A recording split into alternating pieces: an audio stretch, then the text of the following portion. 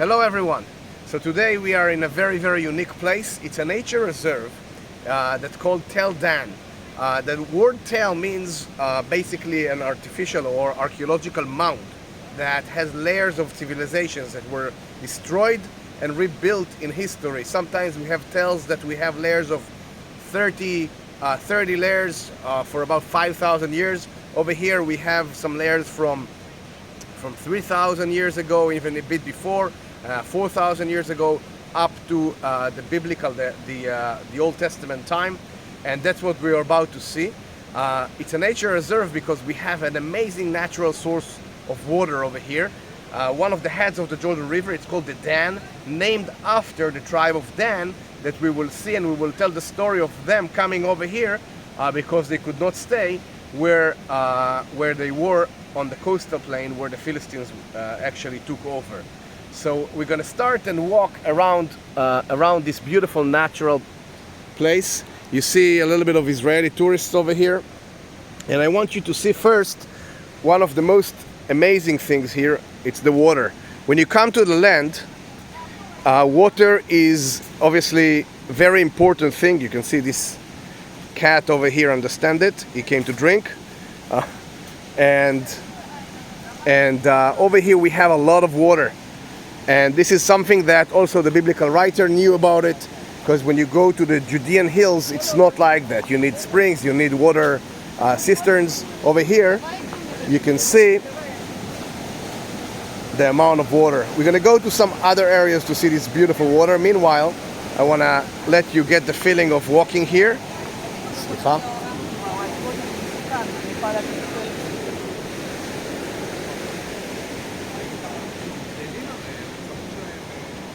There's a beautiful path. Obviously, it's one of the unique nature reserves in the area. It's one of the biggest springs of the Middle East. Sorry, not the Middle East, of the area.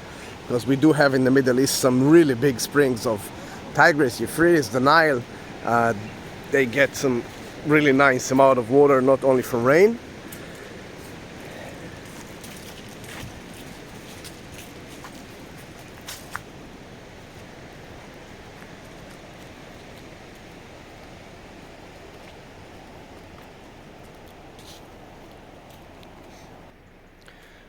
One of the main things of walking in the Dan Nature Reserve is basically the sounds of the water.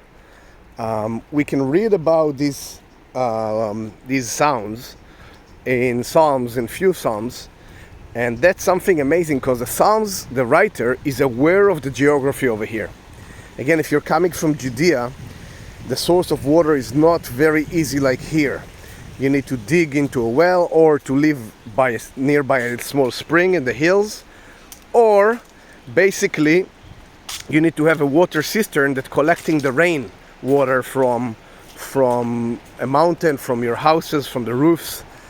And the water, the sounds of the water that you hear right now is something that is very unique. You don't have it a lot in the land, and the writer of Psalms, for example, Psalm 42, is mentioning the Jordan and Mount Hermon. That's the vicinity. And then it says, the roar of your waterfalls. The sound of this water is something so godly and so inspiring, so connected to living water. The expression living water. Not every water can be living water. This water obviously can be drink, and this is the main sound that you hear as you walk in the nature reserve of Dan. The Danites that are coming here obviously knew that. They took over an existing city. We'll talk about it and we'll see, and we can read about it in Judges and in Joshua. So we're getting closer to the water. I want you to listen to this roar of your waterfalls. Here we go. Look at this beautiful amount of water. Something that sometimes you're not expecting when you come to Israel. Let me be silent a bit of it.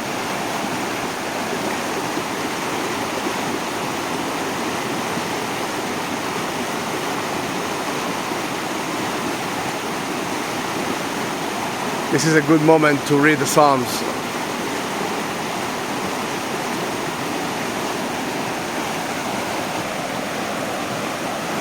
My Lord, my soul is downcast within me. Therefore I will remember you from the land of the Jordan, the heights of Hermon, from Mount Mizar. Deep calls to deep in the roar of your waterfalls. All your waves and breakers have swept over me.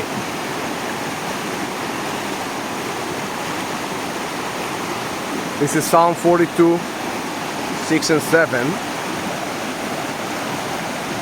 Shows you that the writer is very connected to the geography and aware of this roar of waterfalls that we have here. There's a moment that the path going to be more for adventurists, more rocky. This is a great place that even with a wheelchair you can go into nature, which is very, very important.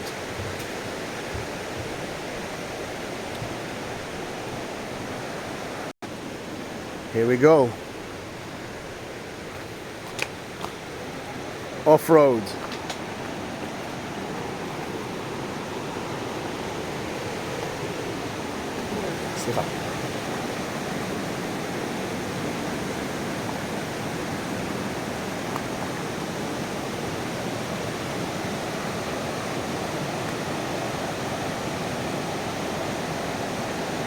Beautiful sunny day just for you.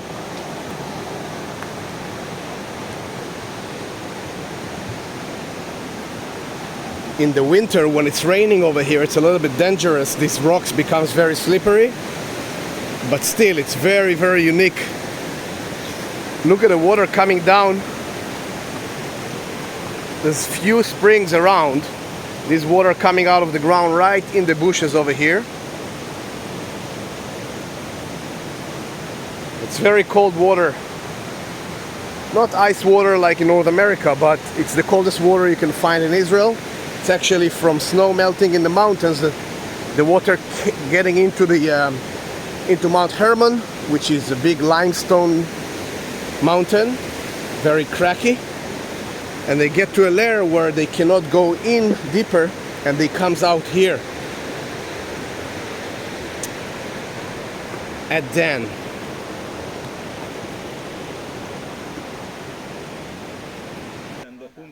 You can see some groups of looks like soldiers.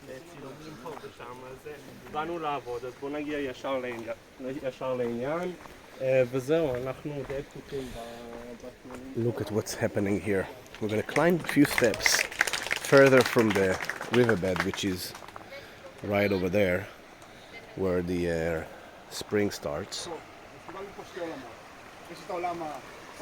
Here. And we are moving towards the stairs I showed you. These stairs are climbing up into a ramp. It's a ramp that is actually protecting an ancient city. It's a ramp that on top of it, once upon a time, 3,500 years ago, there was a wall probably, we're not sure. But from here, we'll have to cross the line of the wall of the city from various of periods, and will be inside the city limits. Inside the city limits, there are a few springs also, which brings the city water and allows the people to still be protected by the wall. We have to make this little step across the wall. Obviously the wall is not existing, only from later periods. And you can see these beautiful colors of green and the sun rays coming in and out. It's not just the camera, it's also here in the reality. It's beautiful. And we're turning to Ancient Dan. Basically we're already in Ancient Dan, but the more excavated area from the Old Testament time. That's where we're going now. All right, we're getting to some archaeological findings. Let's talk about it. The name of this place, which was existing even before the Danites are coming, is probably Laish or Leshem. These two names are in the Old Testament, one in Joshua, in Judges 18. We find the story of the journey of the Danites from the coastal plain, which is today we should say Tel Aviv area and south, all the way to the north over here to where we are. They take over the city Laish or Leshem, and they're building here a city that will be their hometown of the Danites, the people of the tribe of Dan. What will happen here later, and we read it in 1 Kings 12, is basically a city that will get a high place. Jeroboam will build this high place probably because when we come here and we see the excavations, we may find and look at the explanation, so you won't think I'm telling you just lies. You will see here this beautiful the altar over here and the high place at the back, and pay attention to these rooms. It says the priestly chambers. It's very interesting, and I'll explain. So what is happening here, we have some workers, they're building. Let me ask what they're building. מה בונים פה עכשיו? בונים חזרת המזבח? So they're just renovating, and I wanna go in and show you this place, reminding you that after the kingdom of Solomon, the 12 tribes of Israel splitted between the northern kingdom called Israel, and in the south we have the kingdom of Judah that will remain much longer. Each kingdom had kings. The first king of Israel is Jeroboam, and Jeroboam is doing something that we read again in 1 Kings 12. We read about high places that he creates, one of them in Dan, one of them in Bethel, and over there he put a golden sculpture of a bull or and of a calf, and this is something that is very understandable according to what we know from foreign and paganism around. The other gods, for example, the Baal deity looked like a bull or a calf, and this is coming from the influence from the area here. Jeroboam is creating something obviously that is forbidden. He's doing it for money, he's doing it for power, he's doing it because he's trying to compete with Jerusalem. He's trying to get the people of Israel, the kingdom of Israel of the north, coming here and Bethel out of comfortability, giving up the journey to Jerusalem. And what we have here is a high place. This is the altar. They found some stairs over here that going up to the altar, obviously the remains only. This is all dated to the 9th century BC. So it's the time of Jeroboam. Here the remains of the staircase. And this is a four-horned altar that was probably over here. And we see a high place behind. All right, there's like stairs coming, and there's a platform, and behind it basically it's the wall of the site itself. This is a fascinating thing. It was and over there, for example, they found down here a lot of bones of these animals they used to sacrifice. Another thing that they found, they haven't found the golden calf, but they found these chambers that I showed you earlier. These chambers were places for the, why it says priestly? Because in the book of Leviticus we have the division between the parts of the sacrifice that the priests or the Kohens are eating, and part that the rest of Israel are eating. And over here they kept these rules of Leviticus. On the other side they found rooms with the different parts that the rest of Israel used to eat. This is a fascinating site, and I want to climb a little bit, see if they will let us, to the high place. Don't forget that these high places were very common even in the kingdom of Judah. We have some kings that are breaking them. If it's the king of Hezekiah and Josiah, these kings are very protective and trying to bring the people back to the one and only temple in Jerusalem. This platform over here is from a later period of time, from the Hasmonean time. These beautiful rocks, these are original, these are reconstructed. And climbing up here also gives us the ability to look towards the country called Lebanon. You can see this community up on the hills is already in Lebanon of today, and some years of tension we had here. We're not far from the border, but today it's very quiet. You can see old bunkers that were used here in the wars of 48 and 67, guarding the border of Israel. There's a kibbutz, small community behind me that kept the border for many years. I was actually born not far away from here. I'll show you where, as we walk towards another finding that they have here from the time of Abraham. Now, the main question is, how do we know this is Dan? How do we know that sites are the sites that we are saying? I want to get into this story a little bit later when we get to another finding of the Tel. Again, we have various periods that were built on top of each other, and this is the high place from the 9th century. Very, very unique, very special. This beautiful oak tree over here was never removed by the people who excavated, because it's a very old oak tree. There's some very old trees over here. We're going to continue and walk towards some other places and sites inside the Tel, what's called the Abraham Gate, gate from the time of Abraham. So this is fascinating. Let's walk there. This is a nice walk. Over here you can see the Golan Heights, and to the north we have Mount Hermon. Up, it's not even the peak, and over there you see what's called the Nimrod Fortress. It's a Muslim period time fortress on top of this little hill that guard the road to Damascus.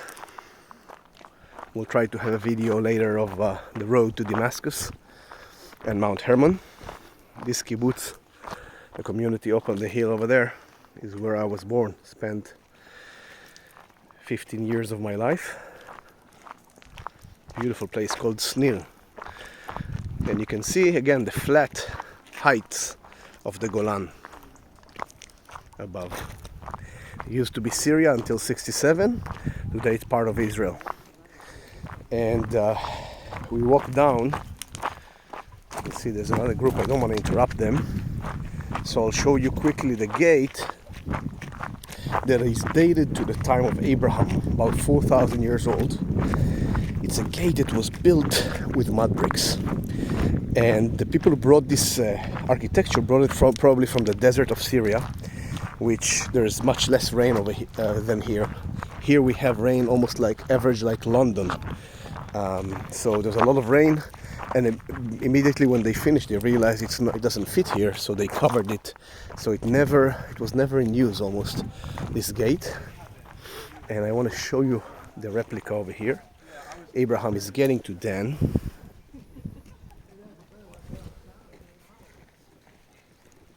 Show you the replica here. This is what we're trying to see, the arch over here. Obviously the gate is missing, and I'll show you the arch, and we'll continue. Here you can see the arch. It's a almost 4,000 years old arch that has been stuffed by the people who built it, and the two towers, and everything was covered by mud later when they realized it's gonna fall anyway from the rain. So that's the gate. They call it the gate of Abraham, or the Abrahamic gate, because in Genesis 14 you have Abraham running towards and coming to Dan. Although Dan was not there, but there is something interesting here that we can talk about. Our last stop over here in Dan will be also another gate, actually a system of few gates from various of centuries, starting from the 9th century all the way to the 8th and the 7th, throughout the time of the Kingdom of Israel. The Kingdom of Israel got destroyed. It's 9th and 8th centuries. The 7th century, the 6th, 7th century, 8th century, it got destroyed. So we have 9th century and 8th century gates, and maybe a later gate from the time of after. Maybe the Assyrians built another gate on top. The 9th century gate is probably again the gate that Jeroboam is building, and we have a lot of biblical reality over there. We're about to see it, and we're gonna talk about the most important finding of this place. Let me just share with you one more thing as we walk about the name Dan. The name Dan is obviously we have it in Joshua. We have kind of like an atlas. The book of Joshua is giving us a description. This place is north of this place and east of this place. So we if we know one place, we can imagine that we can or start guess other places. Over here, the Arabic name of this Tel is Tel Qadi. Qadi in Arabic is very interesting because Qadi means a judge in Arabic, and in Hebrew, judge or the verb to judge is ladun, from the verb dan, and that immediately rings a bell that we are in a place that is connected to the tribe of Dan. Moreover, we have here something amazing that they found in the high place where I showed you, an inscription from the 2nd century BC already, BC, and it's a dedication inscription to a god that is dwelling in Dan, which means already over 2,000 years ago this place was called Dan. And obviously the high place and the walls and everything fits to the descriptions of the biblical descriptions actually from the Old Testament. So we have a lot of things that are combined together to show us a reality of the past. Now look at this beautiful platform over here. Down there they found something very interesting, an inscription that is broken to few pieces. It was a big stela, and that was written by the king of Ammon, and he describes how he killed both kings of Israel and Judah. And the king of Judah is from the house of David, Beit David. It's an inscription that is 200 years later than David, and it's already telling us about a dynasty that's existing, which is something amazing. 200 years later, after David, we already have a recognized dynasty by the enemies of Judah. So it's kind of like one of the most important findings from the Old Testament that has been found in Dan. Look at this high place. There are little gods over here, daddy, mommy, and little kid. These are all obviously a paganic high place for maybe people who parked here outside of the gate and were waiting to come in or to trade over here. This was kind of a market. Now when we come into the gate, it's a whole system of building. The gate is protecting the city. It's not just one step and you cross it. You're coming in a house, and over here you see these benches. People were sitting. A lot of things were happening in the gate. It was kind of like the downtown. You have it in like here you can see in Samuel, the king sits at the gate, that's what they choose to put here, and the king arose and sat in the gate, and all the people came before the king. So over here we have a very, very good example of maybe a place where the king used to sit. You see these little steps over here, 4 corners were found, maybe kind of like a decorated seat, of a higher seat for the king. These are foundations for pillars, bases. And from here we basically enter another gate, a later gate over here with 4 rooms that protecting and on. There is another one higher. From here you can see the tel. We've been inside from a different area, and this is basically where we're going to finish the tour of Dan. But I want to show you one thing which is very important.